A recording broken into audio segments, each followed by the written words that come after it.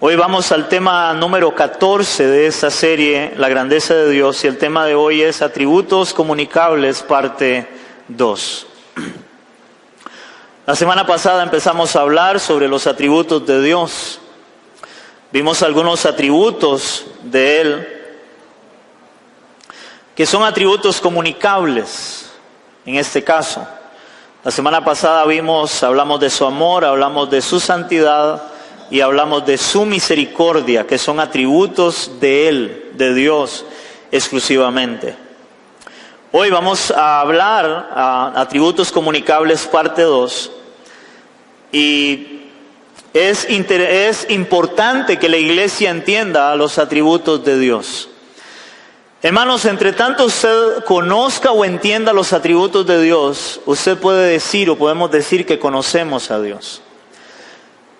Nosotros no podemos decir que conocemos a alguien hasta que no conocemos cómo es esa persona. Pues igualmente nosotros no podemos decir que conocemos a Dios si no conocemos cómo es Dios. Para conocer a Dios hay que conocerlo como Él es como persona. Y eso es lo que estamos viendo en toda esta serie, cómo es Dios en su grandeza. Y hoy vamos a ver los atributos comunicables de Dios, parte 2. Y quiero leerles algo de la semana pasada, porque si no entendemos esto, no entendemos lo que vamos a predicar o vamos a enseñar hoy. Los atributos de Dios se refieren a las cualidades y características de la naturaleza divina, que son esenciales a Dios como ser supremo. Sus atributos son perfecciones personales sin las cuales Él no podría ser el Dios verdadero de la Biblia. Los atributos de Dios explican lo que Dios es y debe ser conocido en sus gloriosos atributos, y eso se nos revelan en la Biblia, en la palabra de Dios. Los teólogos hacen dos clasificaciones acerca de los atributos de Dios, que son los atributos comunicables y atributos no comunicables. Hay dos clases de atributos. Atributos comunicables y atributos no comunicables. Estamos viendo los atributos comunicables. Los atributos comunicables son aquellos atributos, que es lo que vamos a ver, aquellos atributos que Dios tiene, pero que Dios también comparte con el ser humano, con la corona de la creación que es el ser humano. Hay atributos en este caso que les corresponden a Dios, pero que también al corresponderle a Dios, Dios nos los da a nosotros también. Parte de esos atributos, de lo que Él es, para que nosotros podamos hacer cosas que Dios hace también. En este caso, cosas que no suceden con los animales, que son creación de Dios, cosas que no suceden también con la misma creación, los árboles, la naturaleza. Ellos no pueden hacer cosas que los seres humanos sí podemos hacer, hermanos, porque tenemos atributos que le pertenecen a Dios, pero que también Dios ha dado al hombre.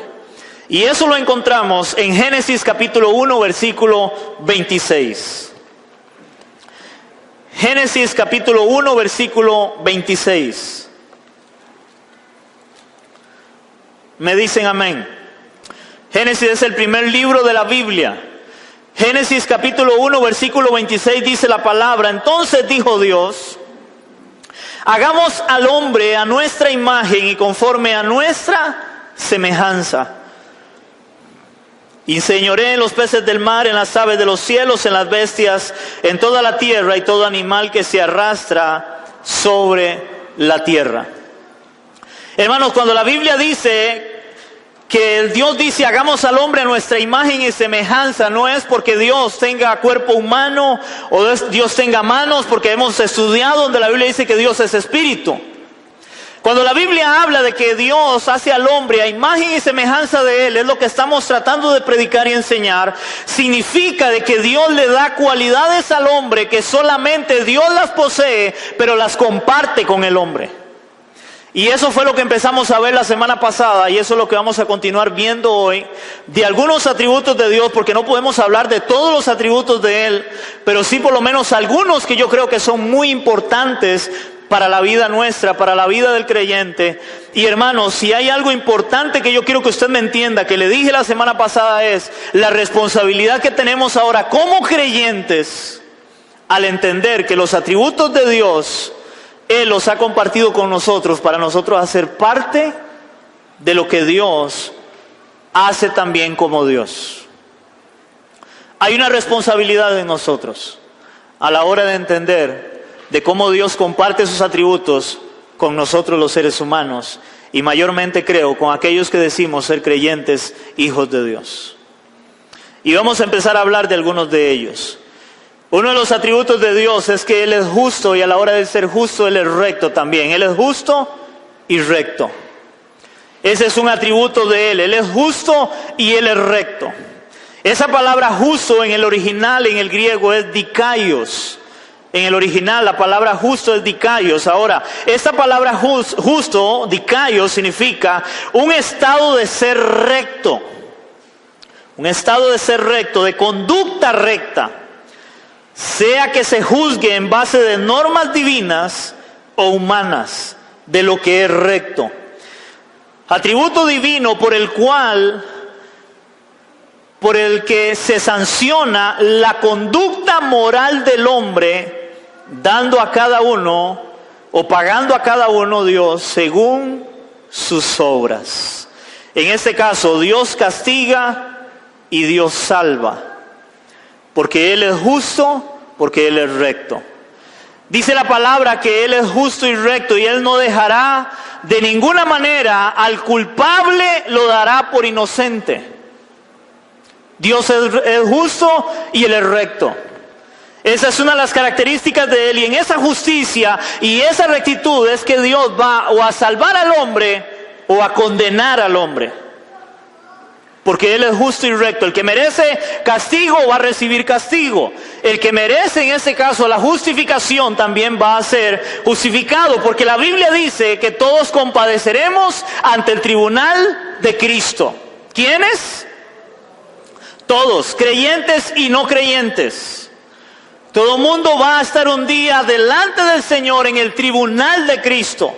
Y como en todo tribunal que hay, Él va a ser el juez, o va a haber un juez, y Él es el juez, pero Él va a ser justo y recto a la hora de Él tomar una decisión.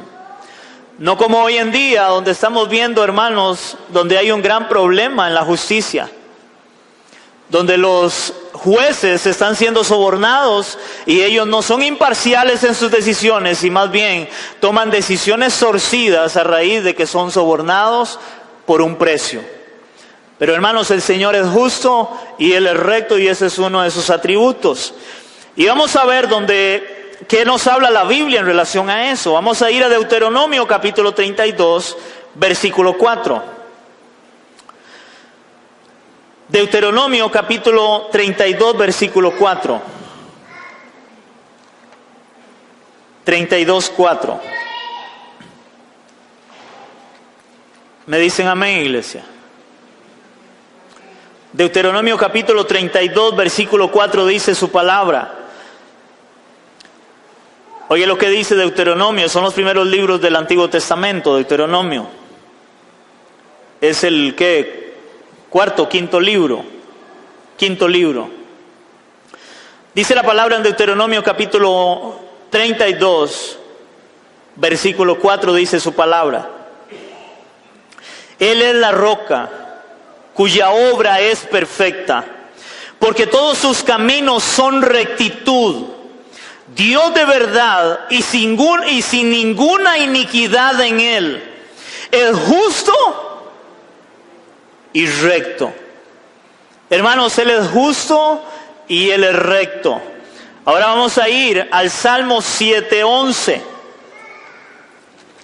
Salmos capítulo 7, versículo 11.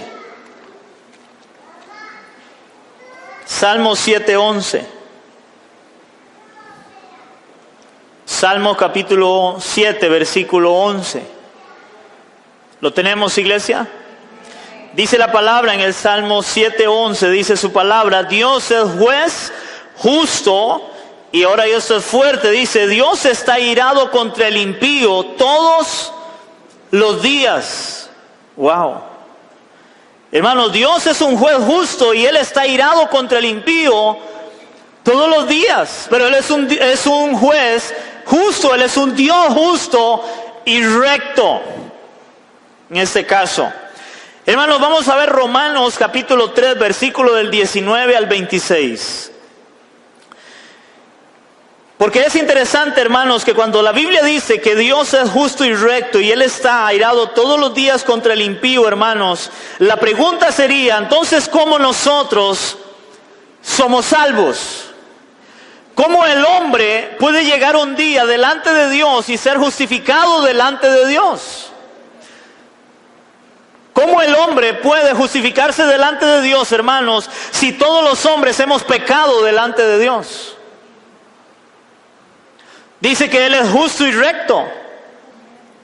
Hermanos, y yo no sé cuántos de ustedes entienden que nosotros pecamos contra Dios, o hemos pecado alguna vez contra Dios. Y el punto es que si usted ha pecado contra Dios, usted ya sería culpable delante de la ley de ese juez. Porque vamos a poner un parámetro, y un parámetro serían los 10 mandamientos. Hermano, imagínese que usted llegue delante del Señor el día en que usted muera, o una persona muera, llegue delante del Señor, y el Señor en su justicia, Él es justo y recto, y Él saca los 10 mandamientos, la palabra que Él ha dado a su pueblo, para que su pueblo cumpla esa palabra en relación a los 10 mandamientos, y vamos a tomar uno de ellos, y dice el mandamiento, no mentirás. ¿Puede alguno de ustedes llegar delante del Señor y decirle a Él que usted nunca ha mentido? ¿Hay alguien en este lugar que nunca haya mentido? Yo creo que no lo hay, ¿verdad?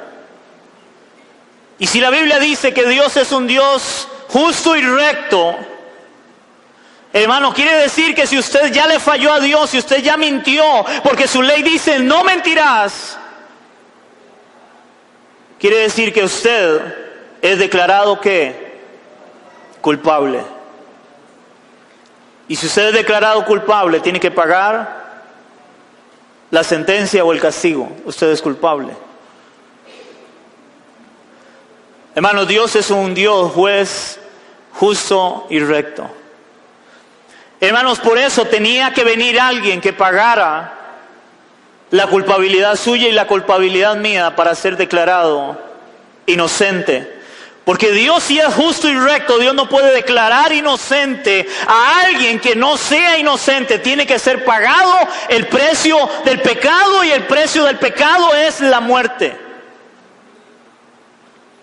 Ese es el precio del pecado. Es la muerte. Primeramente muerte natural, pero también muerte eterna.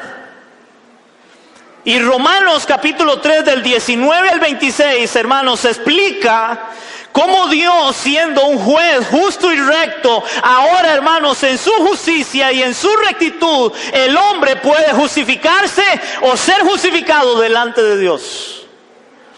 Romanos capítulo 3, versículos del 19 al 26, hermanos, es una cita que para mí es una cita preciosa y nos da una gran luz de esa justicia y esa rectitud de Dios. Dice la palabra en Romanos 3 del 19 al 26, dice: pero sabemos que todo lo que la ley dice, lo dice a los que están bajo la ley, para que toda boca se cierre y todo el mundo quede bajo el juicio de Dios.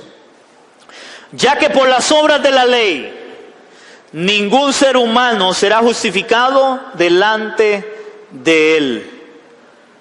Por las obras de la ley nadie puede ser justificado delante de Dios, porque yo les puse solamente un mandamiento. Y solo en ese mandamiento nadie aquí dijo que podía justificarse delante de Dios, porque todos hemos mentido. Todo el mundo queda bajo el juicio de Dios. Nadie puede justificarse delante de Él por la ley, porque toda la ley le va a condenar, porque nadie cumplió la ley. Pero hubo uno que cumplió la ley: Cristo.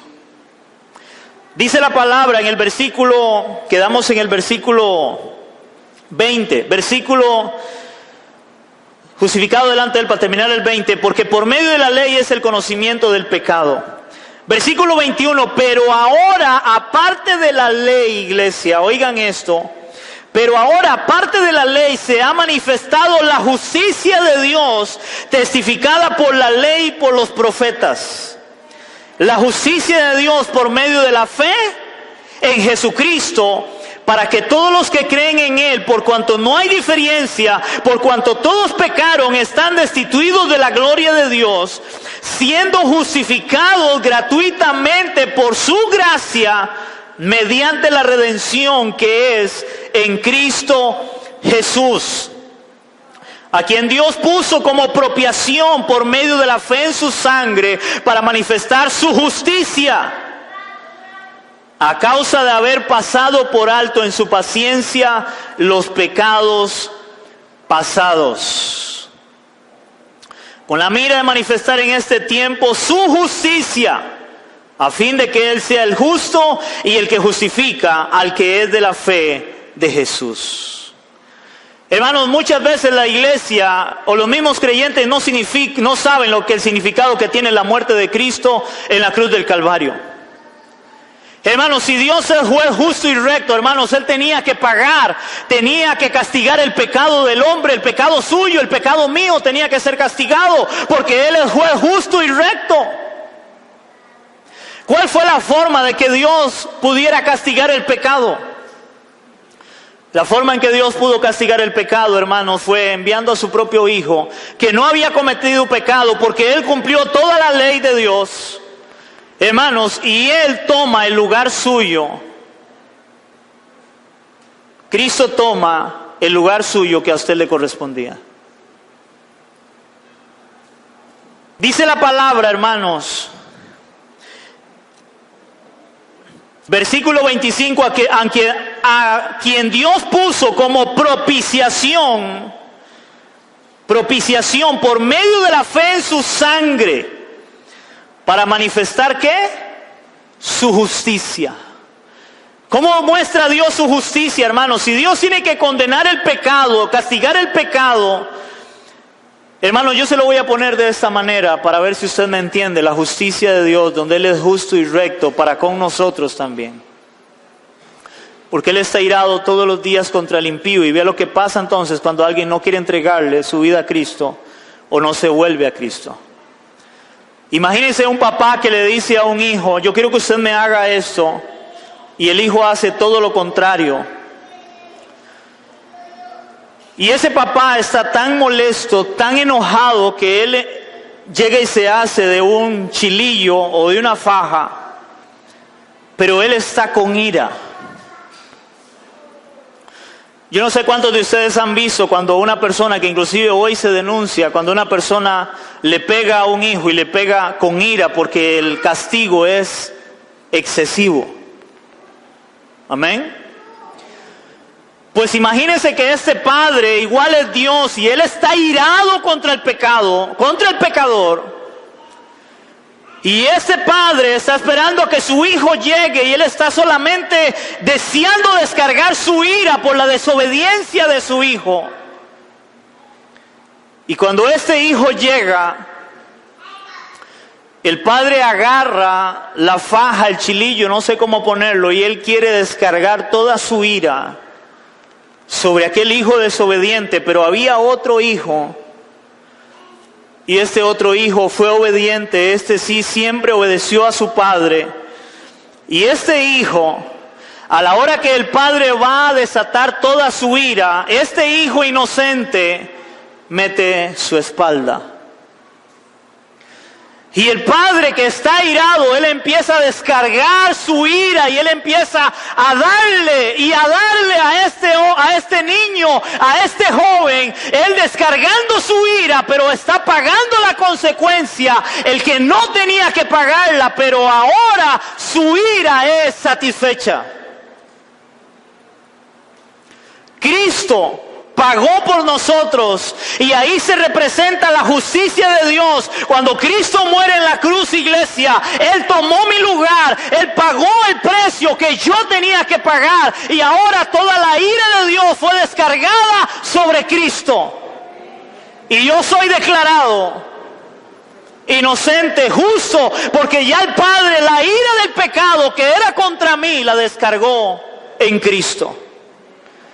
Por eso, hermano, una persona que no quiere entregarle su vida a Cristo, que le dé la espalda a Cristo, lo único que le queda es la ira de Dios y la justicia de Dios. Y va a ser la ira de Dios igualmente. Wow. Dios es justo y recto. Nosotros no podíamos llegar delante de Dios y decir, yo soy salvo solamente. Si hay algo que debemos de entender es que somos salvos porque Él en su justicia y en su rectitud nos declara justos y santos por la muerte de Cristo. Hermanos, el castigo de Cristo, el ser clavado, el derramar su sangre, hermanos, todo eso fue el castigo de mi pecado y de su pecado. Dios es juez justo y recto. Alguien tenía que pagar y Cristo pagó. ¿Cuántos entendemos eso, iglesia? Primera de Juan, capítulo 2, versículo 29, dice su palabra. Primera de Juan, capítulo 2, versículo 29. Primera de Juan 2, 29, hermanos. Porque estamos hablando de los atributos de Dios. Eso es un atributo de Él. Él es justo y Él es recto. Ese es su atributo. Y como Él es justo y recto, Él tenía que hacer algo con el hombre que había pecado, y es lo que hace en Cristo. Pero vea lo que dice la palabra también. Primera de Juan, capítulo 2, versículo 29, dice su palabra. Si sabéis que Él es justo, sabed también que todo el que hace justicia es nacido de Él. Hermanos, si Dios es justo y recto, y es un atributo de Él, pero es un atributo comunicable, hermano, oiga lo que le voy a decir, los creyentes debemos de ser justos y rectos. Y es interesante porque hoy, hermanos, si hay algo que se está viendo dentro del mismo cristianismo, es la injusticia y la no rectitud que hay dentro del creyente. Y Dios es justo y recto. Voy a darles ejemplos, hermanos. Es increíble oír cuántas personas, creyentes, patrones, que tienen empleados, hermanos, y no son justos y rectos con sus empleados. Y el Señor es justo y recto. Y Él dice en su palabra que si Él es justo y recto, Dios nos ha comunicado a semejanza de Él para que seamos justos y rectos también. Hoy no hay justicia y rectitud aún, hermanos. Vamos a la otra cara de la moneda. Personas que le roban a los empleados, a los patronos. Le roban en horas de trabajo. Por no decir que le roban inclusive a veces mercadería, cosas. Hermanos, nosotros o las personas no son justas y rectas. Oiga esto. Cuando usted llega y le dan un vuelto mal y usted no devuelve ese vuelto, usted está siendo injusto y no está siendo recto. Y Dios dice que Él es justo y recto. Nosotros debemos de ser justos y rectos también. Aló. Y yo creo que uno de los grandes problemas del cristianismo hoy es eso. La gente no es justa y no es recta. Hoy se habla mal del evangélico, del creyente, por su injusticia, porque no hace las cosas rectas. Y Dios demanda eso de nosotros. Es un atributo de Él, pero también para nosotros. Debemos de ser justos y rectos porque representamos a Dios. Aló. Ser justo y recto, hermanos. Otro pasaje, Filipenses capítulo 4, versículo 8. Filipenses 4 y 8. Filipenses capítulo 4, versículo 8 dice la palabra, y ahí viene un título y dice, en esto pensad. Acabamos de ver a Juan, donde Juan dice que si sabemos que Él es justo, nosotros practicamos la justicia también porque hemos nacido de Él. Y ahora vea lo que dice Pablo a los filipenses y le dice: en esto pensad. Dice: por lo demás, hermanos, todo lo que es verdadero, todo lo honesto, todo lo que, todo lo justo, todo lo puro, todo lo amable, todo lo que es de buen nombre, si hay virtud alguna, si algo digno de alabanza, en esto pensad. Y dentro de lo que aquí Pablo le viene hablando que deben de pensar porque es digno de alabanza, es en todo lo que es justo. Hermanos, lo que es justo. Nosotros debemos buscar hacer lo que es justo, lo que es recto. De pensar en eso. Hermanos, si hoy el cristianismo eso no lo ha entendido, no hay justicia, no hay rectitud para hacer las cosas. Tal vez lo que voy a decir, hermanos, no es lo mejor que voy a decir, ni a agrado de muchos, hermanos, pero ¿cuánta gente hoy, creyentes, se meten a la política? Hermanos, si todos tenemos bien claro que la política es algo algo corrupto actualmente. Y hoy hay montones de personas siendo creyentes y quieren meterse en ahí. Y muchos de esos, inclusive usted lo ve, hermanos, donde empiezan a sacarle cosas. Algunos hasta llamándose injustos, aparentemente no son tan justos.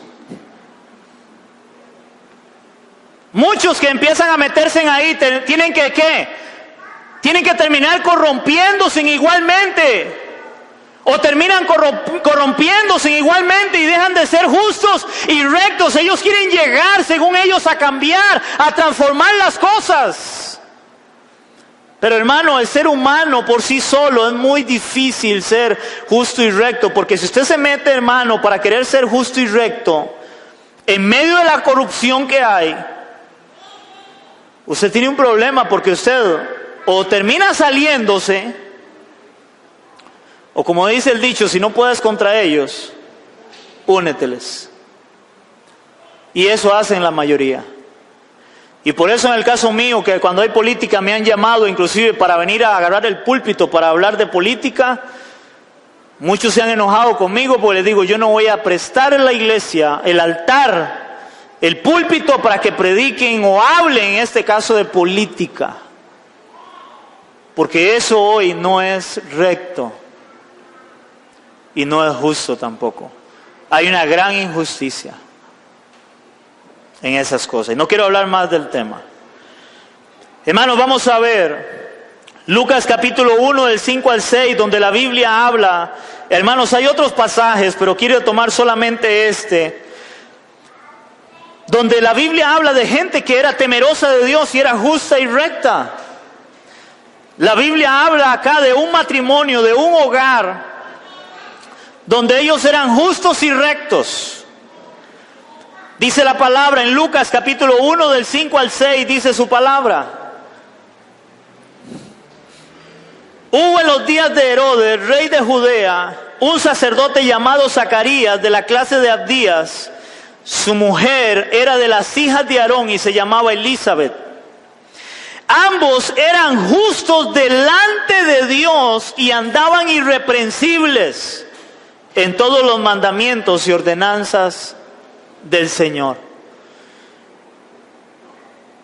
Estas dos personas, hermanos, eran justos, caminaban irreprensibles delante de los ojos de Dios.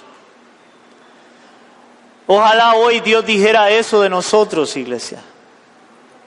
Que como Él es justo y recto, nosotros seamos justos y seamos rectos también. Amén. Y es interesante porque este pasaje dice que aquí el término se refiere a esa justicia y esa rectitud. Dice aquí el término se refiere específicamente a obedecer la ley del Antiguo Testamento. Aunque nadie es capaz de obedecer perfectamente la ley de Dios, pero ellos, en la medida de lo posible, Dios los veía como justos y rectos. ¿Por qué? Porque ellos eran temerosos de Dios en lo que ellos querían hacer. Hermanos, ¿cuántas personas hoy realmente a la hora de hacer un negocio, de hacer algo, quieren ser agradables delante de Dios, ser justos y rectos? ¿Cuántas personas hoy, hermanos, llegan y hacen chorizos, como le llamamos acá? Personas creyentes que pagan para sacar una licencia. ¿Ustedes creen que eso es justo y recto? Personas aún creyentes que llegan y choricean, discúlpenme la palabra, pero es la más conocida, no sé cuál otra palabra usar, el cable. Y decía un día a alguien, es que yo no creo que sea malo, y entonces si no es malo, ¿por qué lo esconde? ¿Por qué lo entierran? ¿Aló? Eso no es justo ni recto. Está robando. Dios es justo y recto. Nosotros debemos de ser justos y rectos. Primera de Pedro 3:12, para terminar este justo y recto. Primera de Pedro 3:12, vea lo que dice Pedro. Dice la palabra, Primera de Pedro capítulo 3, versículo 12, dice su palabra. Porque los ojos del Señor están sobre los justos, y sus oídos atentos a sus oraciones, pero el rostro del Señor está contra aquellos que hacen el mal, iglesia. Los ojos del Señor están sobre los justos, y sus oraciones son oídas, son atendidas de aquellos que son justos.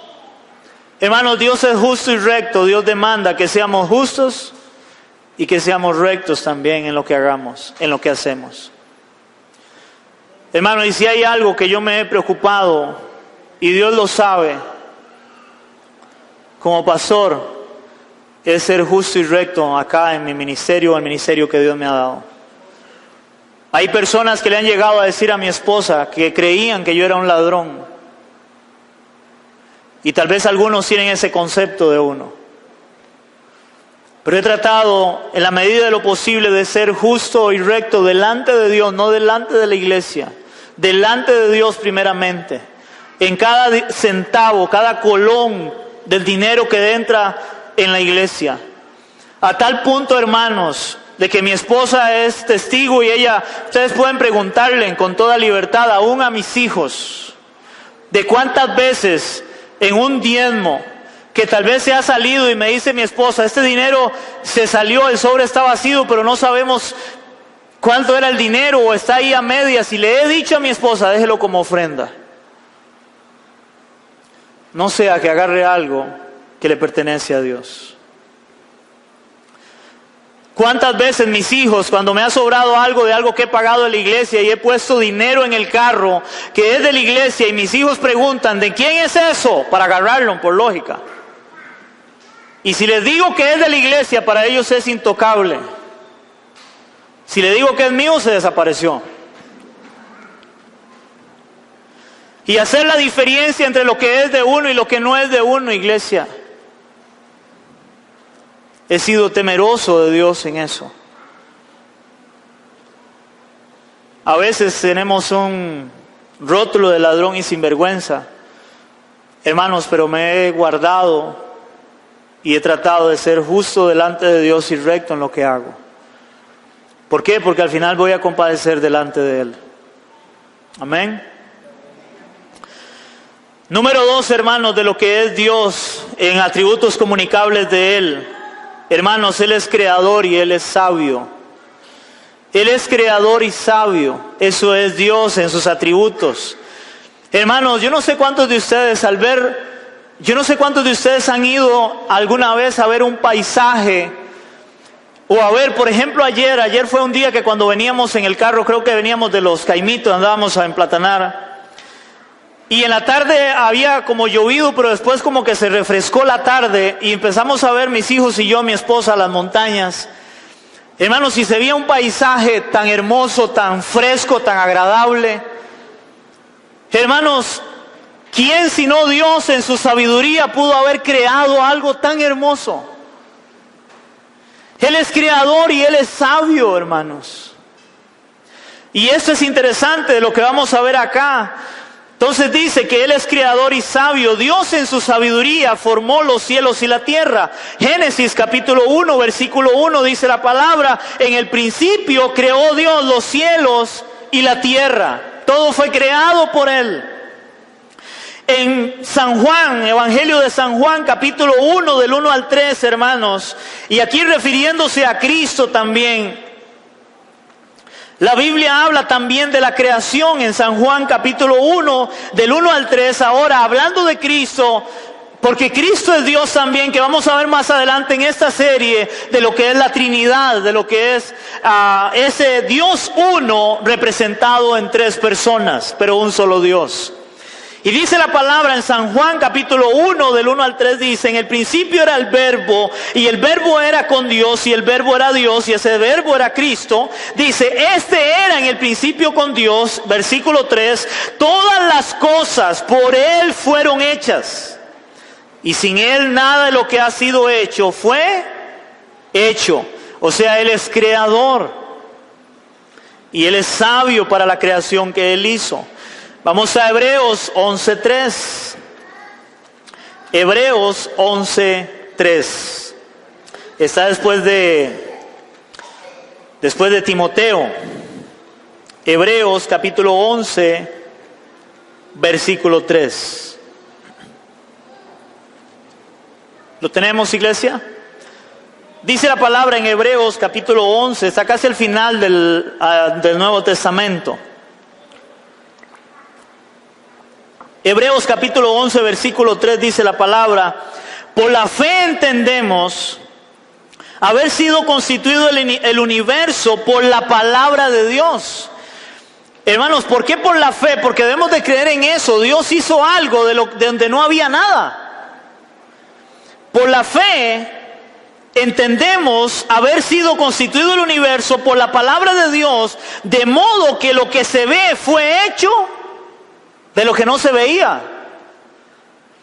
Hermanos, solamente Dios en su sabiduría, como creador, Él empezó y Él determinó todo el orden de las cosas, la creación, en una forma sabia, inteligente, y con una creación tan hermosa como es el universo. Tan hermosa, hermanos, que el mismo hombre estudia el universo, estudia todo lo que hay. Estudia lo que hay en el mar, hermanos. Yo no sé cuántos de ustedes ven cosas, digamos, de lo que es las estrellas, de lo que es ver lo que hay en el fondo del mar, hermanos. Hay cosas hermosas, increíbles ahí arriba, ahí abajo. Todo eso fue creado por la mano de Dios de una forma sabia, de una forma hermosa, hermanos. Solo a Dios, en su grandeza, en su sabiduría, hermanos, se le ocurrió darle, por ejemplo, a peces colores tan llamativos, tan hermosos, a aves como el pavo real. Hermanos, esa cola extendida, esos colores, es increíble. Es increíble. Aves como el quetzal, aves como la lapa, verles esos colores, verlas volando, hermanos. Eso es la sabiduría de Dios, la creación de Dios. Él hizo todo con sus manos de una forma increíble. Increíble. Ver el atardecer en una playa. Yo no sé cuántos han ido a una playa a ver un atardecer. O ver un amanecer saliendo el sol en una montaña, cuando empieza a reflejar una montaña. ¿Alguien ha visto eso alguna vez? Poder ver la grandeza de Dios, el Dios creador, el Dios sabio ahí, en la creación. Amén, iglesia. Proverbios capítulo 3 del 19 al 20 lo dice de una forma hermosa. Proverbios capítulo 3, 19 y 20. Proverbios capítulo 3, del 19 al 20 dice su palabra. Proverbios está después de Salmos. Salmos está a la mitad de su Biblia. En la mitad de su Biblia está Salmos y luego sigue Proverbios. Proverbios 3, versículo 19 y 20 dice su palabra: Jehová con sabiduría fundó la tierra. Oigan. Jehová con sabiduría fundó la tierra, afirmó los cielos con inteligencia. y con su ciencia los abismos fueron divididos y destilan rocío los cielos. Wow. Hermanos, Él en su sabiduría, Él creó todo. Y eso es hermoso, hermanos. Es por tal motivo que el hombre tiene la capacidad de ser creador con la sabiduría que Dios le permite. Hermanos, yo no sé cuántos de ustedes han visto personas, oiga, que hacen obras increíbles con sus manos. Una persona agarra, por ejemplo, agarrar un pedazo de palo, de madera que está botado, que no sirve. Y él agarra un cincel, un martillo, y él empieza a darle forma. Y de algo que no se veía porque era solamente un tronco, poder hacer una escultura, pintarla, oiga, y decir que es escultura más linda, yo la quisiera tener en mi casa. Increíble. Dios le da esa sabiduría al hombre porque Dios es sabio y creador. El hombre es sabio y creador también. Amén. ¿Estamos entendiendo eso?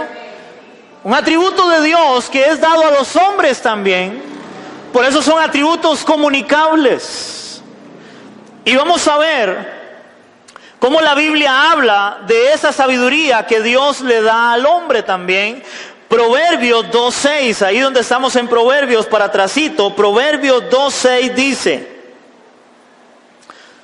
Proverbios capítulo 2 versículo 6 dice su palabra, porque Jehová da la sabiduría y de su boca viene el conocimiento y la inteligencia. ¿De dónde vienen? De Dios viene. Hermano, es increíble cómo el hombre siempre se vanagloria de lo que hace. Y todo viene de Él.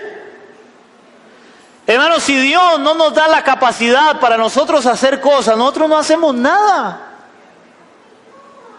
De Él viene la sabiduría, de Él viene la inteligencia. Ahora la pregunta es, ¿cuántas personas le dan la gloria a Dios por lo que pueden lograr hacer? Porque ahí es el gran problema, la mayoría de gente se jacta por lo que hace, cuando es Dios quien le da la sabiduría, hermanos. Si usted es bueno en algo, en lo que usted hace, dele la gloria a Dios porque Él te da la capacidad para hacerlo. No crea que usted lo hace por usted mismo, no. Dios te da la capacidad, Dios te da la sabiduría, Dios te da la inteligencia para poder hacerlo. Si no, usted no hace absolutamente nada. Y la Biblia lo dice. Dice que Él da la sabiduría. Y vea lo que dice ahora, Éxodo capítulo 28, versículo 3. Vamos a Éxodo. Éxodo 28, 3. Dice la palabra en Éxodo capítulo 28, versículo 3. Aquí viene hablando de cuando se iban a hacer las vestiduras de los sacerdotes. Y vea lo que dice la palabra. Éxodo capítulo 28, versículo 3 dice su palabra.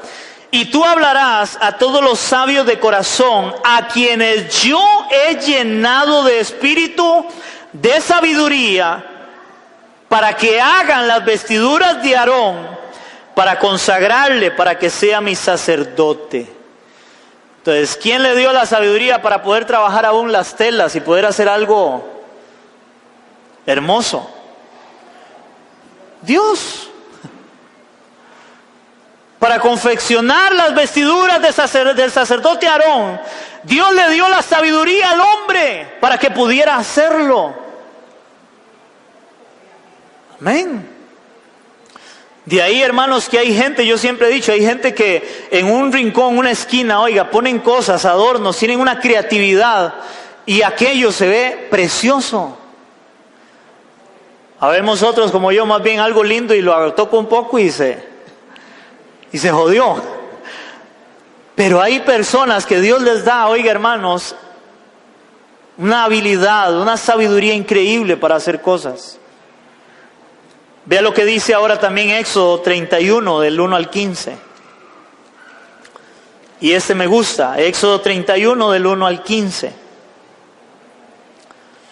Dice la palabra en Éxodo 31 del 1 al 15, habló Jehová a Moisés diciendo, mira, yo he llamado por nombre a Bezaleel, hijo de Uri, hijo de Ur, de la tribu de Judá, y lo he llenado del Espíritu de Dios en sabiduría y inteligencia, en ciencia y en toda arte, para inventar diseños, para trabajar en oro, en plata y en bronce, y en artificio de piedras para enjastarlas, y en artificio de madera para trabajar toda clase de labor. ¡Wow! Dios le da la sabiduría para poder trabajar la tela, la madera, el oro, la plata. Hay gente que hace cosas preciosas con eso, con la madera, con el oro, con la plata, con telas. Dios les da la sabiduría, Dios es el que da esa capacidad al hombre, porque Dios es creador y sabio, y nosotros, Dios nos ha dado sabiduría y también tenemos parte de eso para crear y hacer cosas. Amén. Eso es un atributo comunicable de Él, para crear con sabiduría y hacer cosas, hermanos. Ahora, pero esa misma sabiduría, eso es interesante, esa misma sabiduría que Dios nos ha dado, hermanos, o Dios le da al hombre, que esa imagen y semejanza de Él, esa sabiduría para crear, esa misma sabiduría se ha encargado de alejar al hombre de Dios. Lo que debería de ser primeramente para entender que viene de Dios y darle la gloria a Dios, más bien ha hecho que el hombre se aleje de Dios. Porque el hombre se cree sabio en su propia opinión. El hombre se cree sabio a sí mismo y él cree que todo lo ha hecho por sus logros, por su esfuerzo, porque trabaja mucho, porque estudié mucho, porque yo tengo mucho potencial, hermano. Y lo que él no sabe y no se da cuenta todavía es que todo lo que ha hecho es porque Dios se lo ha permitido. Y ahora él cree que como es tan sabio, él no necesita a Dios. Ve lo que dice la palabra. Vamos a ir a Romanos 1, del 21 al 23. Romanos capítulo 1. Romanos capítulo 1. Romanos 1, del 21 al 23. ¿Lo tenemos, iglesia? Dice la palabra en Romanos 1, 23, del 21 al 23, perdón, dice la palabra, pues habiendo conocido a Dios, no le glorificaron como a Dios ni le dieron gracias, sino que se envanecieron en sus razonamientos, y su necio corazón fue entenebrecido. Profesando ser sabios, se hicieron necios. Profesando ser sabios, se hicieron necios y cambiaron la gloria del Dios incorruptible en semejanza de imagen de hombre corruptible, de aves, de cuadrúpedos y de reptiles. Hermanos, la misma sabiduría que Dios le dio al hombre para trabajar con sus manos, para crear, hermanos, ellos mismos con esa creatividad de Dios se encargaron de hacer sus propios dioses. ¿Se acuerdan a Aarón cuando el pueblo de Israel sale de Egipto y Moisés se va 40 días y 40 noches a recibir la ley de Dios? ¿Y qué le dice el pueblo a Aarón? Aarón, haznos dioses que vayan delante de nosotros. Y agarran todo el oro con el cual habían salido de Egipto y Aarón les hace ¿un qué? Les hace un becerro de fundición. La sabiduría que Dios le había dado, hermanos, ahora la toma para hacer un becerro, una vaca, un ternero y decir, este es Dios, este es tu Dios. O igualmente, ¿cuántos de nosotros o cuántas personas hacen un muñeco, lo pintan, le ponen oro, lo forran y dicen, este es tu Dios? La misma sabiduría que Dios le dio al hombre se ha encargado de más bien deshonrar a Dios. Los científicos Tienen una sabiduría increíble, una mente increíble para ellos investigar, para darse en cuenta de cosas. Pero esa sabiduría de lo que ellos han investigado antes de acercarle a Dios, de ver la obra de Dios, de ver la magnificencia de Dios en toda la creación, más bien eso los ha apartado para cuestionar la obra de Dios. Ellos estudian el universo, estudian todo, pero esa sabiduría que le podía ayudar para decir, vean, wow, cómo Dios creó el universo, el mundo, más bien se ha encargado para ellos negar la existencia de Dios. Y es que vea lo que dice la palabra. Vamos a ir a 1 Corintios capítulo 3 del 18 al 20. 1 Corintios capítulo 3 del 18 al 20. 1 Corintios 3 del 18 al 20. Dice su palabra: nadie se engañe a sí mismo. Si alguno entre vosotros se cree sabio en este siglo, en este mundo, hágase ignorante para que llegue a ser sabio. Hágase ignorante para que llegue a ser sabio.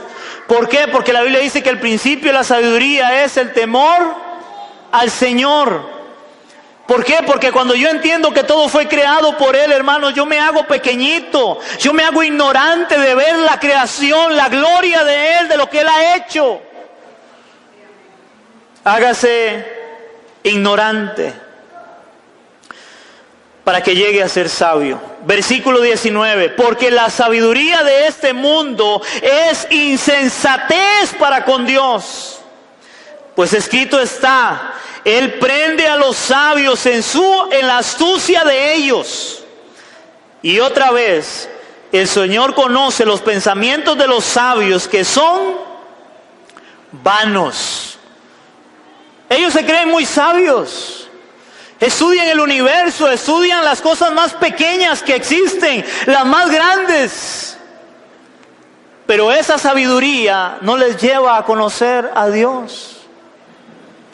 Dios los prende en esa sabiduría, o sea, esa sabiduría se les vuelve en contra. Antes de entender por esa sabiduría la magnificencia de Dios, la creación de Dios, la grandeza de Dios, más bien ellos con esa sabiduría niegan la existencia de Dios. Increíble. Ve lo que dice Pablo también en 1 Corintios capítulo 1 del 17 al 21. 1 del 17 al 21. Hermanos, subraye esta palabra porque es hermosa. Yo le doy la gloria a mi Señor. Le doy la gloria a mi Dios por esta palabra, hermanos. Porque yo soy uno de los primeros y yo siempre he dicho, yo soy un ignorante. Y cada vez que me meto en la palabra le digo, Señor, ayúdame, enséñame, háblame para poder enseñarle a la iglesia. Pero como dice aquí Pablo, no con sabiduría humana, iglesia. No con sabiduría humana. Dice la palabra: pues no me envió Cristo a bautizar, sino a predicar el evangelio. No con sabiduría de palabras, para que no se haga vana la cruz de Cristo. Hermano, ¿usted sabe quién está hablando aquí? Aquí está hablando el apóstol Pablo.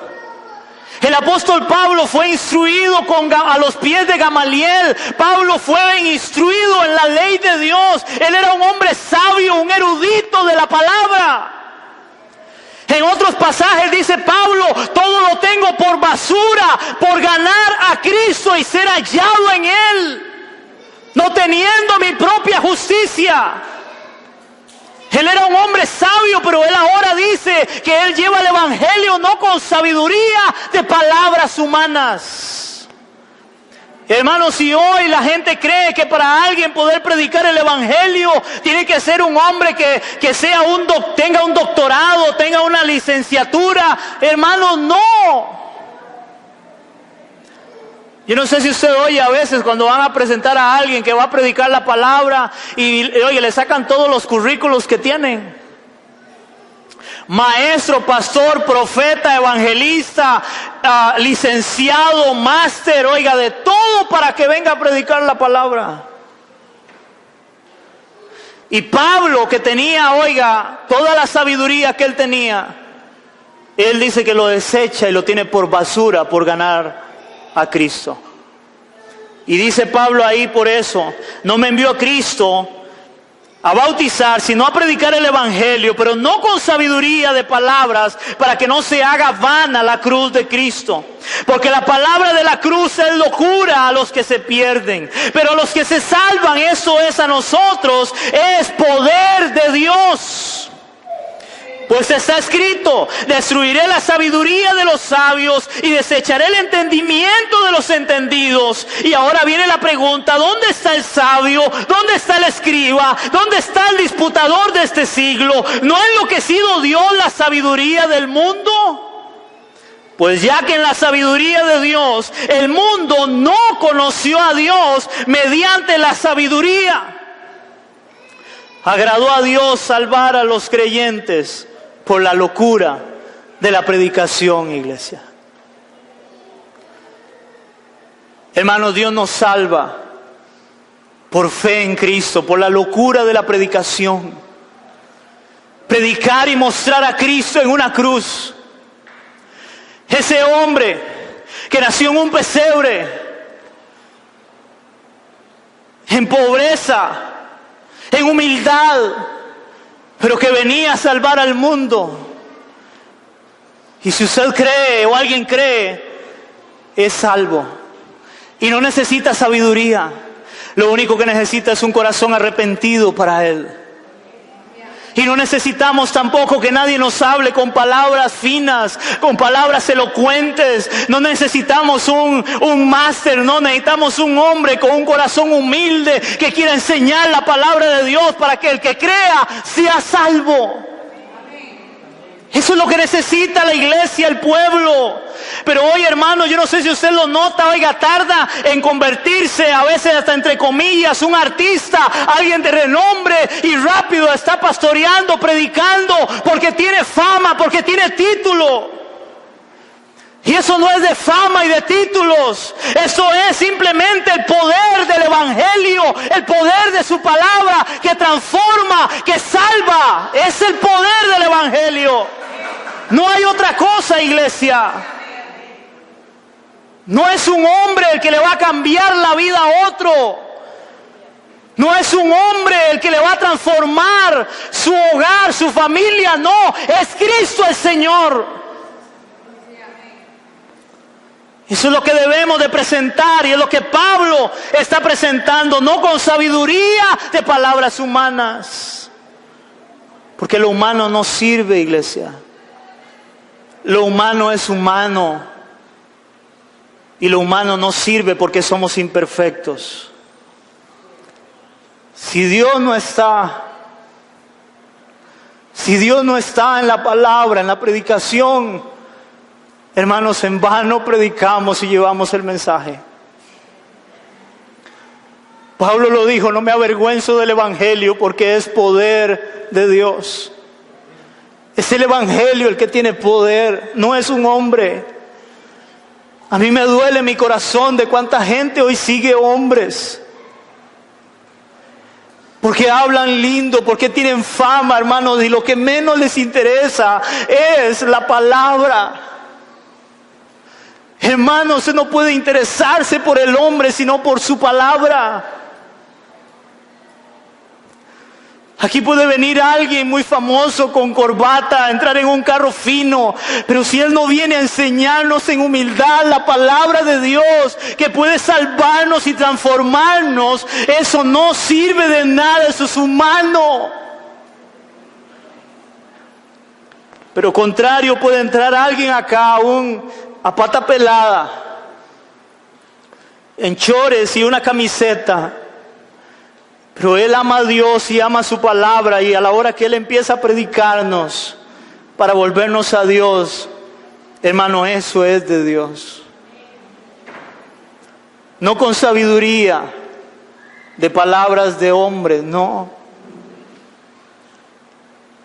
sino con su palabra. Es esto lo que necesitamos, su palabra, la iglesia.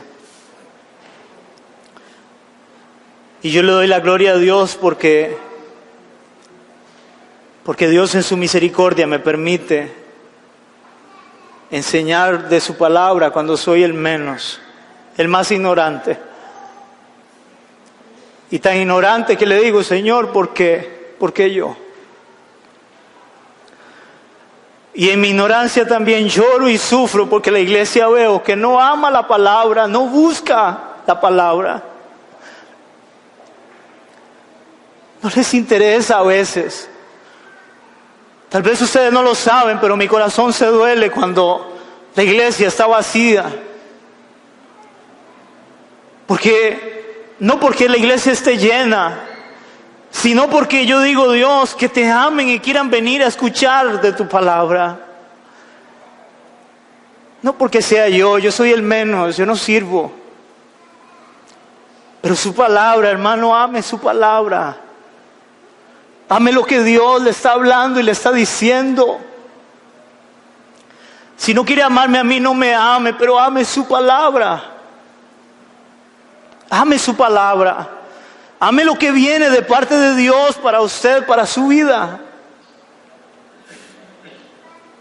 Amén, iglesia.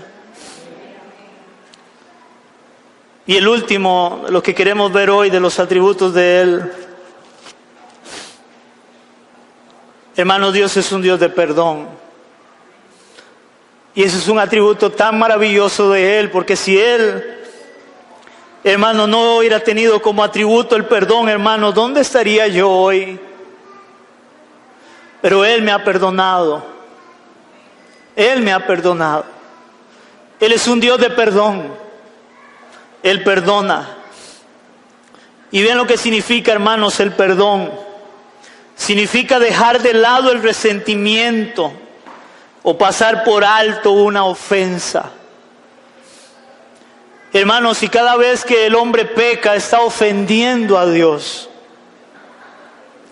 cada vez que usted y yo pecamos estamos ofendiendo a Dios. Pero Él pasa por alto eso. En Cristo Él lo pasa por alto. Él nos perdonó. Y vuelvo a decir lo que dije, hermanos, y a mí me duele porque a veces la gente cree o no ha entendido eso. No ha entendido lo que Dios ha hecho. Yo lo he entendido en mi vida. Hace 18 años el Señor me perdonó. Y vino un gran deseo en mí por servirle y amarle a Él. Y mi prioridad es el Señor, porque sé lo que Él ha hecho. Hoy muchos dicen amar y seguir al Señor, pero hermanos, su prioridad a veces es otra.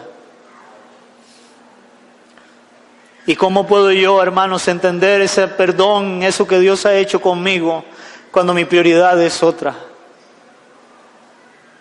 No puedo entenderlo. Por lo menos yo no puedo entenderlo.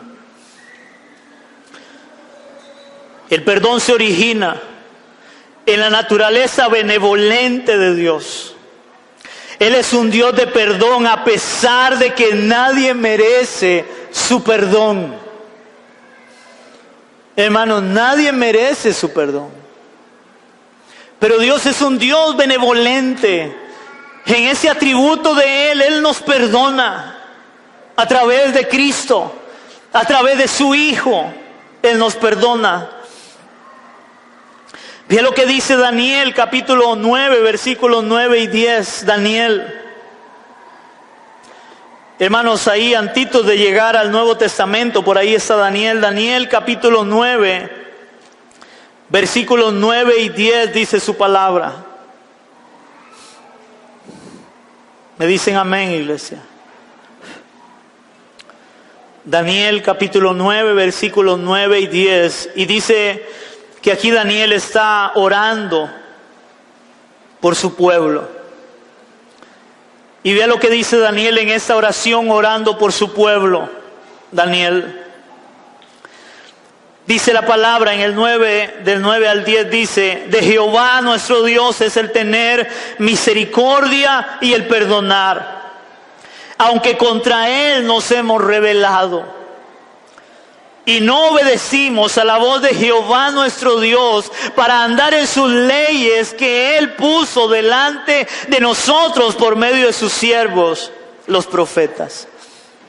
Daniel lo reconoce, él dice, solo Dios nos puede perdonar. Aun cuando nosotros no obedecimos su voz, no andamos en su palabra como deberíamos de andar, pero Él nos ha perdonado. Hermanos, si la gran pregunta sería, ¿por qué Dios nos perdona? Que es un atributo de Él. La respuesta está en Isaías 43, 25. Ahí para atrás de Daniel. Se le llega a Isaías capítulo 43, versículo 25. Isaías capítulo 43, versículo 25. Isaías 43, 25 dice su palabra.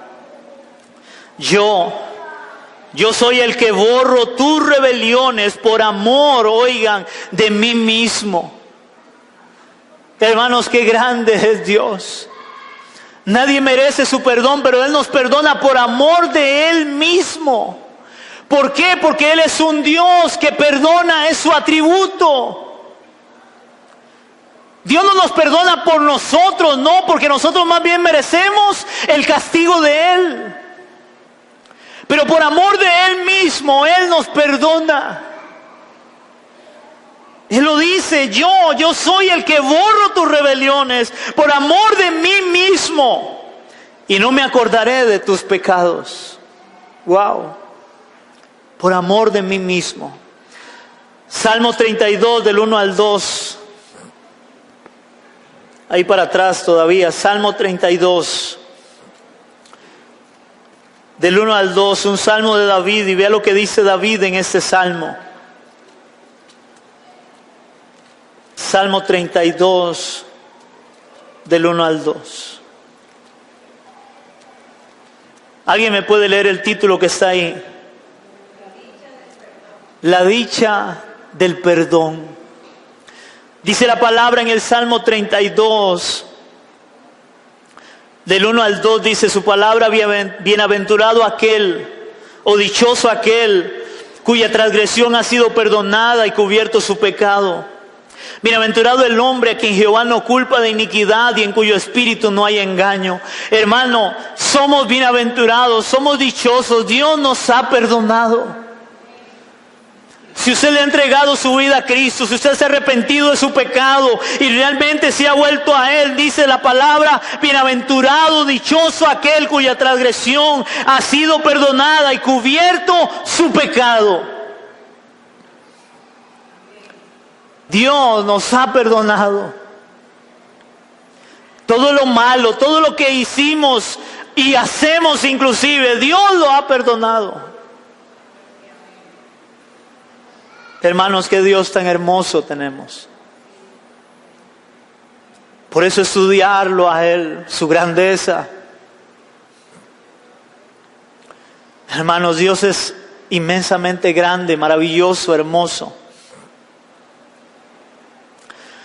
Al ser un Dios que perdona nuestro pecado, Él demanda que perdonemos también. Atributos comunicables de Él. Dios nos perdona, pero ahora Dios demanda que el creyente, la persona, debe aprender a perdonar también. Hermanos, y eso no es negociable para Dios. No es negociable para Dios. Dios no negocia con esto. Vea lo que dice Efesios 4:32. Efesios capítulo 4, versículo 32. Dice la palabra en Efesios capítulo 4, versículo 32, dice su palabra. Antes, sed benignos unos con otros, misericordiosos, perdonándonos unos a otros, como Dios también os perdonó a vosotros en Cristo. Hermanos, si Dios nos ha perdonado, hermanos, nosotros debemos de aprender a perdonarnos unos a otros. así como Dios me ha perdonado a mí. Un creyente, una persona que no aprenda a perdonar, hermano, tiene un gran problema en su corazón delante de Dios. Porque si yo digo que amo a Dios y que Él me ha perdonado, hermano, yo no puedo tener resentimiento, odiar a otra persona cuando yo he entendido el amor y el perdón de Dios para mi vida.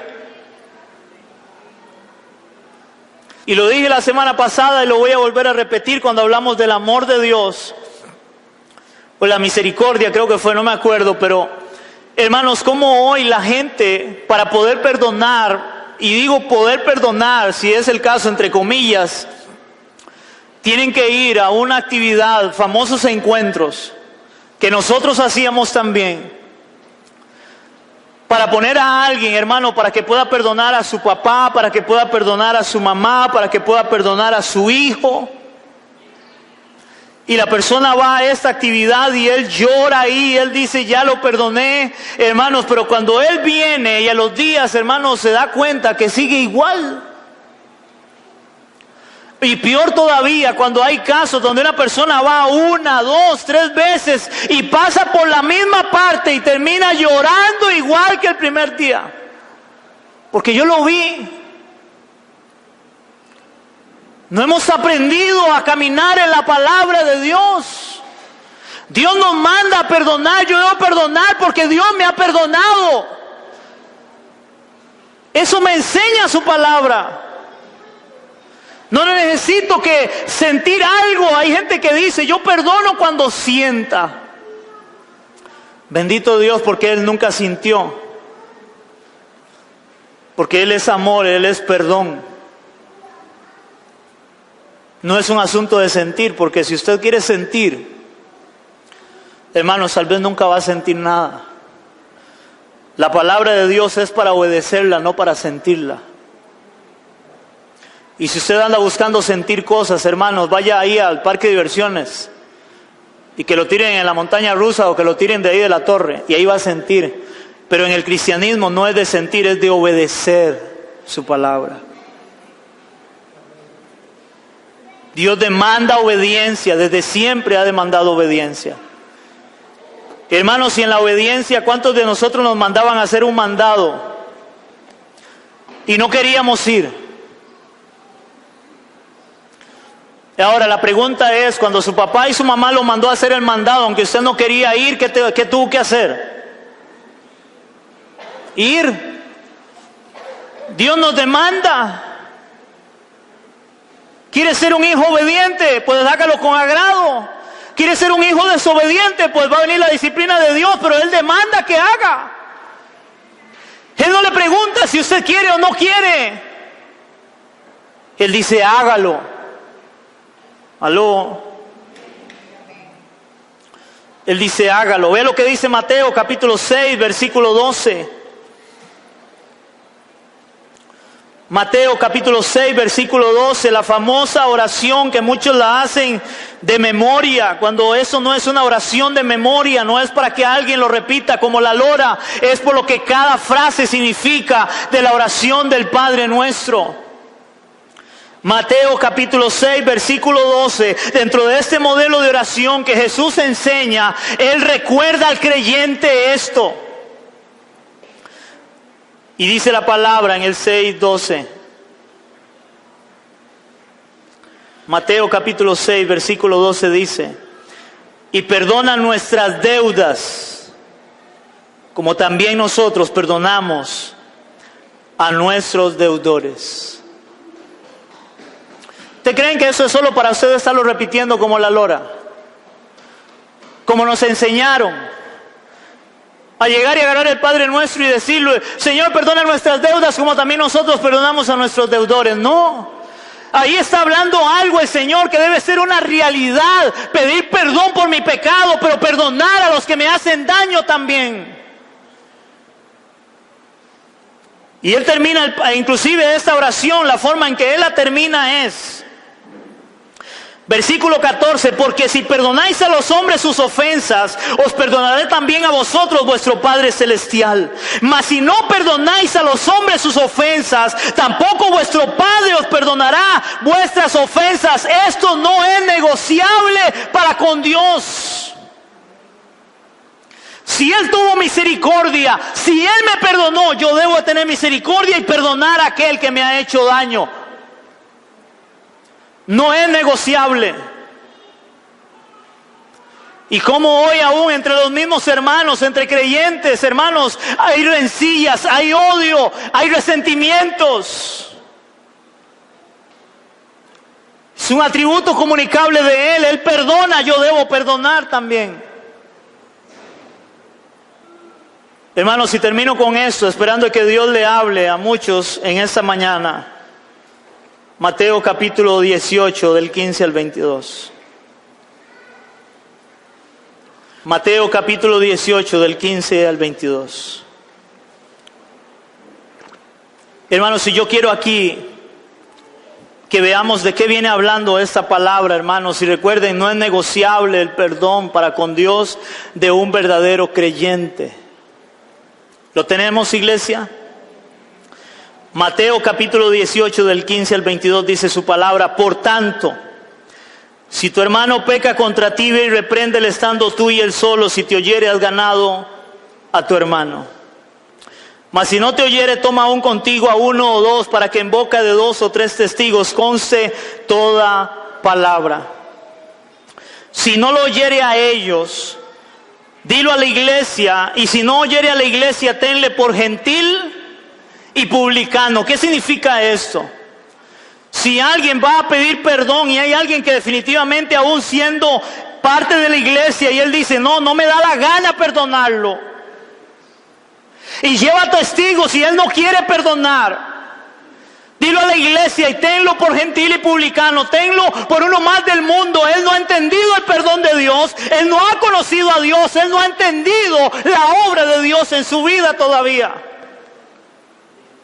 Porque él sigue en su carne, él sigue siendo él, y él no quiere perdonar. Pero vea lo que sigue diciendo ahí.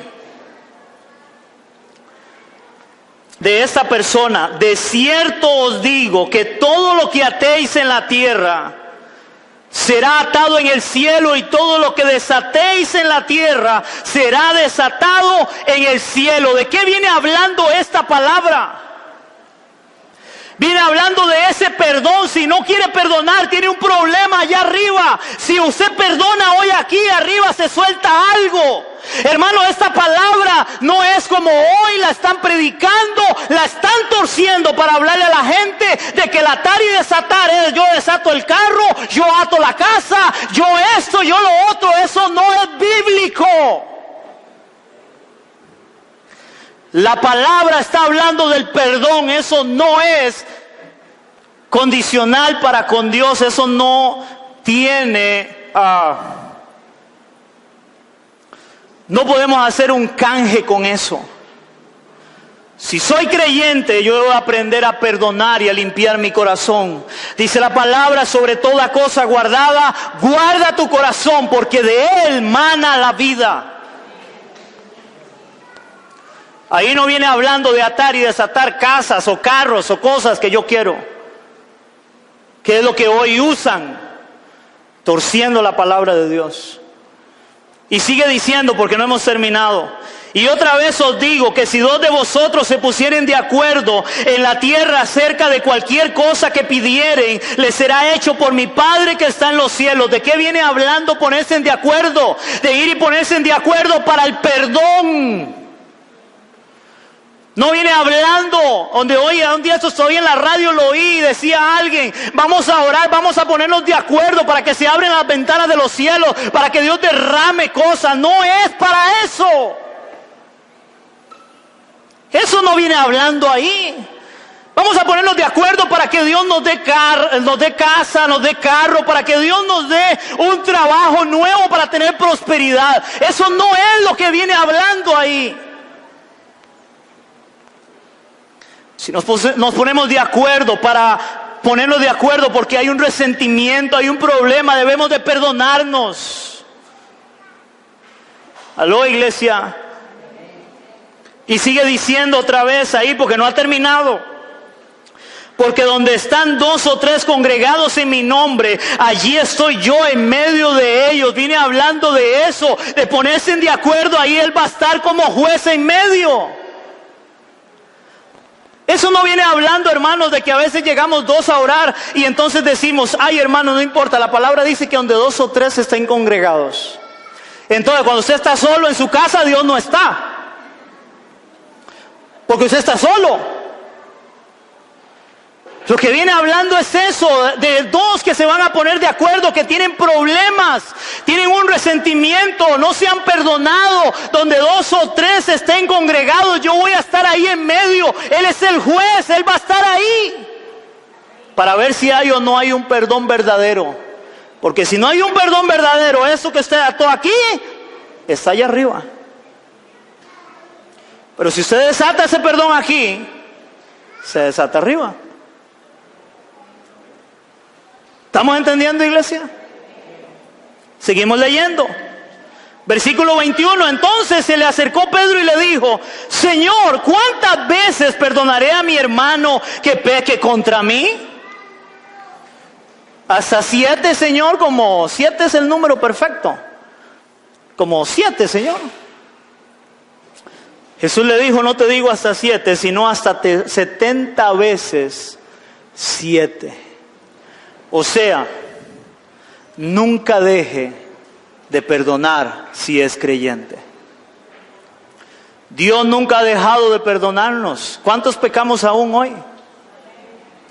¿No dice su palabra que si pecamos vamos delante de Él y Él es fiel y justo para perdonarnos y limpiarnos de toda maldad? Si Él todavía sigue perdonándome, yo todavía tengo que seguir perdonando a otros que me hacen daño. Y como dice la palabra, hermanos, ¿qué hacemos de más si solamente amamos y abrazamos a aquellos que nos hacen bien? Dice más bien, amen, perdonen, abracen, no se hagan bien a aquellos que le hacen mal, que hablan mal de usted. Orar y bendecir a aquellos que hablan mal de nosotros, que quieren un mal para nosotros. Y sobre todo perdonarlos de verdad. ¿A cuántos Dios les ha hablado? Tiene su rostro conmigo, iglesia. Hermano, yo quiero que usted analice por un momento su vida y su corazón. ¿Cómo está su corazón delante de Dios? Hemos visto que Él es justo, Él es recto, Él es creador, Él es sabio y Él es un Dios de perdón.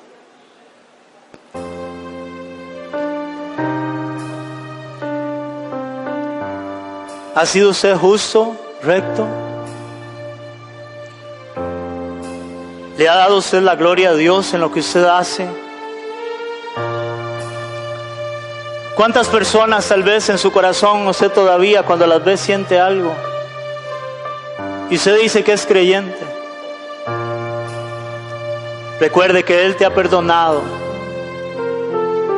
Tú debes de perdonar también.